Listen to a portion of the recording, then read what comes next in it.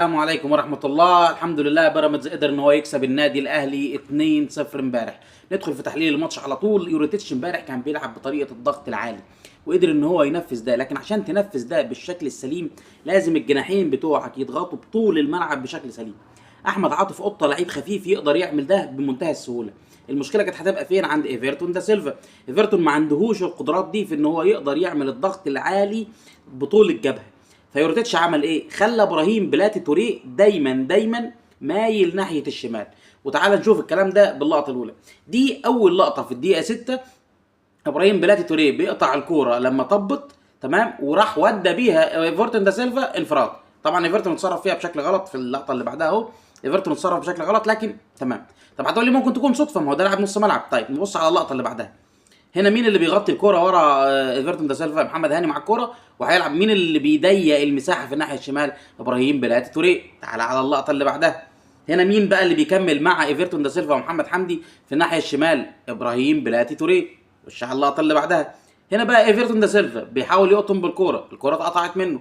مين اللي بيرايح ياخد السكند بول في الناحيه الشمال؟ ابراهيم بلاتي توريه. طيب في الشوط الثاني بقى بص على اللقطه دي كده. هنا بقى في الناحيه الشمال محمد حمدي، ابراهيم بلاتي توريه، ايفرتون وفيستون مايلي مايل معاه. وهو ده الضغط العالي اللي كان دايما بيعمله يوريتيتش. طيب نبص كده على اللقطه الاخيره دي بقى. دي لقطه بقى تبين لك قد ايه لعيبه النادي الاهلي كانوا بره التركيز تماما.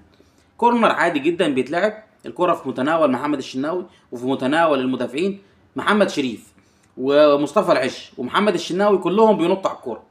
ده معناه انه مفيش تركيز خالص.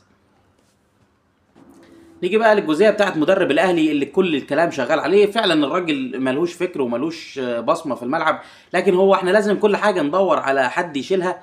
ما بنعرفش نحلل المشاكل. كل جماهير الاهلي بيقولوا المدرب يعني لجنه الكوره تمام ومجلس الاداره تمام واللعيبه كلها تمام واوضه اللبس تمام عشان نقول خلاص هو المدرب السبب في كل حاجه.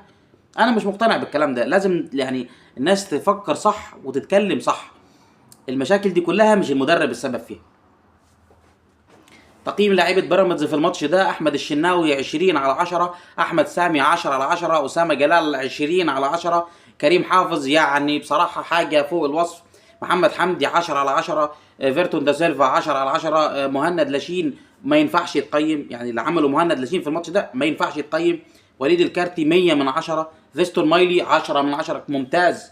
الضغط اللي كان بيعمله والتحركات كان بيهد في دفاعات الاهلي بشكل رهيب. احمد عاطف قطه 1000/10، يعني الولد ضغط في كل ارجاء الملعب.